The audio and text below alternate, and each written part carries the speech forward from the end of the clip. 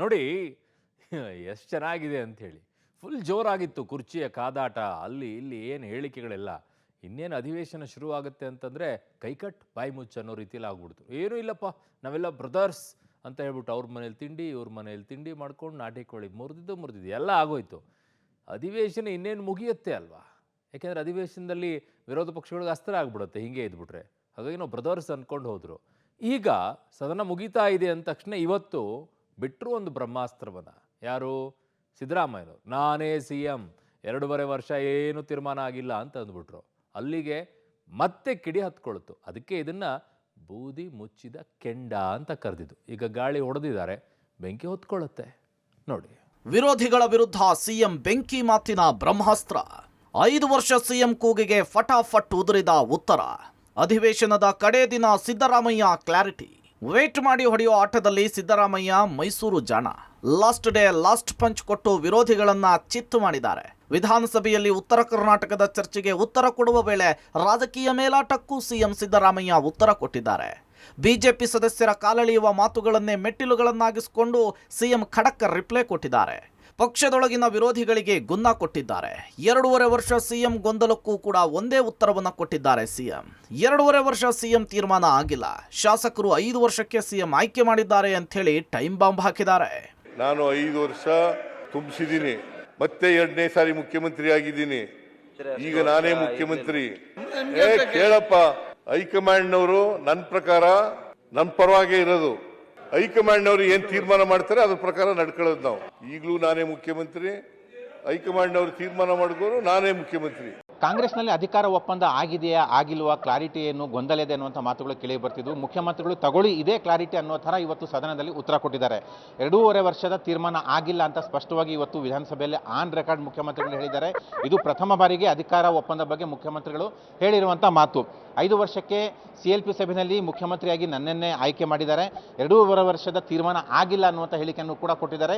High command ನನ್ನ ಪ್ರಕಾರ ನನ್ನ ಪರವೇ ಇದೆ ಅನ್ನುವಂಥ ಮಾತನ್ನು ಕೂಡ ಹೇಳಿದ್ದಾರೆ. ಒಂದು ರೀತಿಯಲ್ಲಿ DKಶಿ ಅವರಿಗೆ ಪವರ್ ಪಂಚ್ ಕೊಟ್ಟಿದ್ದಾರೆ. ಹೈಕಮಾಂಡ್ಗೂ ಕೂಡ ಸಂದೇಶವನ್ನು ಮುಖ್ಯಮಂತ್ರಿಗಳು ತಮ್ಮ ಉತ್ತರದಲ್ಲಿ ಕೊಟ್ಟಿದ್ದಾರೆ. ಸದನದಲ್ಲೂ ಕಾಂಗ್ರೆಸ್ ಪವರ್ ಶೇರಿಂಗ್ ಚರ್ಚೆ. CLP ಸಭೆಯಲ್ಲಿ 5 ವರ್ಷಕ್ಕೆ CM ಆಯ್ಕೆ ಆಗಿದ್ದು 2.5 ವರ್ಷ ತೀರ್ಮಾನ ಆಗಿಯೇ ಇಲ್ಲ ಎಂದ CM. ಅಂದ ಹಾಗೆ ಸರ್, ನೀವು ಬದಲಾಗ್ತಿದ್ದೀರಿ. ಮೊದಲು ನಾನೇ CM ಅಂದ್ರಿ, ಆಮೇಲೆ ಶಾಸಕರು ನಿರ್ಧರಿಸ್ತಾರೆ ಅಂದ್ರಿ, ಶಾಸಕರಿಂದ ಹೈಕಮಾಂಡ್ಗೆ ಬಂದ್ರಿ. ಏನು ಅಂತ ಒಂದು ಹೇಳಿ ಸಾರ್ ಅಂತ ಹೇಳಿ ಸದನದಲ್ಲಿ ಬಿಜೆಪಿ ಶಾಸಕ ಸುನೀಲ್ ಕುಮಾರ್ CM ಅವರನ್ನ ಕಾಲೆಳೆದ್ರು. ಆಗ CM ಖಡಕ್ ಆನ್ಸರ್ ಕೊಟ್ಟಿದ್ದು, ಮೊದಲು ಜನರ ಆಯ್ಕೆ, ನಂತರ ಶಾಸಕಾಂಗ ಸಭೆಯಲ್ಲಿ ಶಾಸಕರ ಆಯ್ಕೆ ಮಾಡಬೇಕು, ಆಮೇಲೆ ಹೈಕಮಾಂಡ್ ತೀರ್ಮಾನ ಮಾಡಬೇಕು. ಇಷ್ಟೇ ಹೇಳಿದ್ದೇನೆ ಹೊರತು ಬೇರೇನೂ ಹೇಳಿಲ್ಲ ಅಂಥೇಳಿ CM ಸ್ಪಷ್ಟನೆ ಕೊಟ್ಟರು. ಆಗ ವಿರೋಧ ಪಕ್ಷದ ನಾಯಕ R ಅಶೋಕ್ ಮತ್ತೆ ಟಾಂಗ್ ಕೊಟ್ಟು, ನಿಮ್ಮನ್ನ CLP ಮೀಟಿಂಗ್ನಲ್ಲಿ 5 ವರ್ಷಕ್ಕೆ ಆಯ್ಕೆ ಮಾಡಿದಾರೋ ಅಥವಾ 2.5 ವರ್ಷಕ್ಕೋ ಕರೆಕ್ಟಾಗಿ ಹೇಳಿ ಅಂದಾಗ 2.5 ವರ್ಷ ಅಂತ ಹೇಳೇ ಇಲ್ಲ, ಆ ತೀರ್ಮಾನ ಆಗಿಲ್ಲ ಸಿದ್ದರಾಮಯ್ಯನವರು ಸ್ಪಷ್ಟಪಡಿಸಿದ್ರು. ಸರಿ 5 ವರ್ಷ ಕೊಟ್ಟಿದ್ರು ಸರ್, ನಮ್ಗೆ ಗೊತ್ತು ಕರೆಕ್ಟಾಗಿ 5 ವರ್ಷ ಕೊಟ್ಟಿದ್ರು. ಈ ಸರಿ ಬರೆಯೋವಾಗೆಲ್ಲ ಮಿಸ್ಟೇಕ್ ಮಾಡಿ 2.5 ವರ್ಷ ಕೊಟ್ಟಿರ್ಬೇಕು ನೋಡಿ. ಇಲ್ಲ ಮಾಡಿ ಅಲ್ಲಿ ಲಾ ಮಿನಿಸ್ಟರ್ ಕೇಳಿ ಸರ್. ನೀನಿದ್ದ? ಹೌದು ಸರ್, ನೀವು ಡೆಲ್ಲಿಯಲ್ಲಿ ಎಕ್ತಾ ಇದ್ದಂಗೆ 2 ಫ್ಲೈಟ್ ಎಕ್ತಾ ಇದ್ದಂಗೆ ನನಗೆ ಫೋನ್ ಬರ್ತಾ ಇತ್ತು, ಹೇಳಲ್ಲ ಯಾರು ಮಾಡ್ತಾ ಇದ್ರು ಅಂತ. ಏನೇನಾಯ್ತು 2.5 ವರ್ಷ ಎಲ್ಲ ಸರ್. ಅಶೋಕ್ ಅವರು ಸರಿ ಮಾಡ್ಕೊಳ್ಳಿ ಅಷ್ಟೇ, ಸರಿ ಮಾಡ್ಕೊಳ್ಳಿ. ನಾವೆಲ್ಲ ಸರಿಯಾಗಿದ್ದೀವಿ. ಇಲ್ಲ ಸರ್, ಅಲ್ಲಿ ಬರವಣಿಗೆ ತಪ್ಪಾಗ್ಬಿಟ್ಟೈತೆ ಸರ್, ಬರವಣಿಗೆ ತಪ್ಪಾಗ್ಬಿಟ್ಟೈತೆ. ನನಗೆ ರಾಜಕೀಯ ನಿಶಕ್ತಿ ಇಲ್ಲವೇ ಇಲ್ಲ, ಹೈಕಮಾಂಡ್ ನನ್ನ ಪರವಾಗಿದೆ ಎಂದ ಸಿದ್ದು. ಇನ್ನು ಬಿಜೆಪಿ ಸದಸ್ಯರ ಲೇವಡಿಯ ಹಿನ್ನೆಲೆಯಲ್ಲಿ CM ಖಡಕ್ ಆಗಿ ಮಾತನಾಡಿದ್ರು. ನನಗೆ ಶಾರೀರಿಕ ನಿಶಕ್ತಿ ಇದೆ, ಆದರೆ ರಾಜಕೀಯ ನಿಶಕ್ತಿ ಇಲ್ಲ ಅಂಥೇಳಿ ಪುನರುಚ್ಚರಿಸಿದ್ರು. ನನಗೆ ವಿಶ್ವಾಸವಿದೆ, ನಮ್ಮದು ಹೈಕಮಾಂಡ್ ಪಾರ್ಟಿ. ಹಿಂದೆ 5 ವರ್ಷವೂ ಕೂಡ CM ಆಗಿ ಅವಧಿಯನ್ನು ಪೂರೈಸಿದ್ದೇನೆ, ಈಗ ಮತ್ತೆ CM ಆಗಿದ್ದೇನೆ. ಹೈಕಮಾಂಡ್ ನನ್ನ ಪ್ರಕಾರ ನನ್ನ ಪರವೇ ಇದೆ, ಹೈಕಮಾಂಡ್ ತೀರ್ಮಾನದ ಪ್ರಕಾರ ನಡೆದುಕೊಳ್ತೇವೆ ಅಂಥೇಳಿ ಟಾಂಗ್ ಕೊಟ್ಟರು.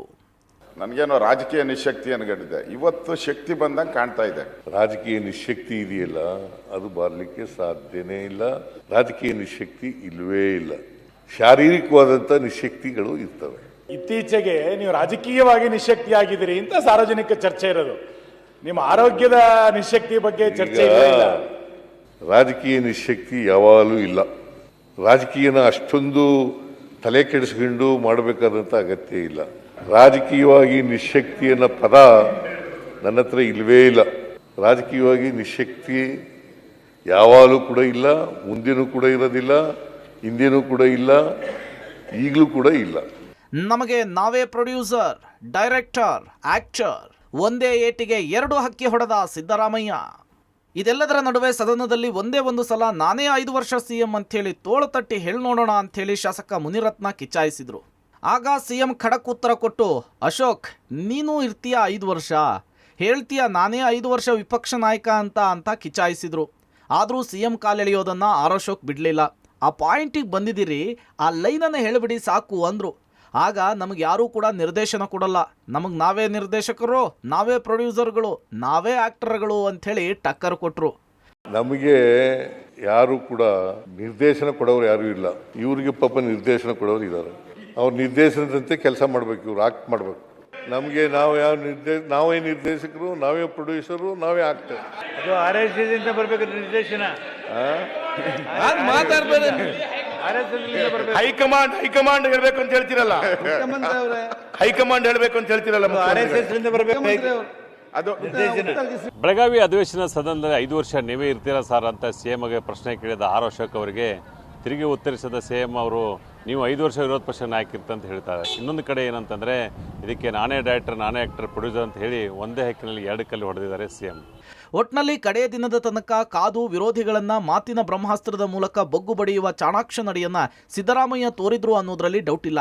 ಆದರೆ ಕಾಂಗ್ರೆಸ್ ಹೈಕಮಾಂಡ್ ಸಿದ್ದರಾಮಯ್ಯ ನಿಲುವನ್ನೇ ಎತ್ತಿ ಹಿಡಿಯುತ್ತೋ ಅಥವಾ ವ್ಯತಿರಿಕ್ತ ತೀರ್ಮಾನವನ್ನು ತೆಗೆದುಕೊಳ್ಳುತ್ತೋ ಕಾದು ನೋಡಬೇಕಿದೆ. Political bureau, public TV.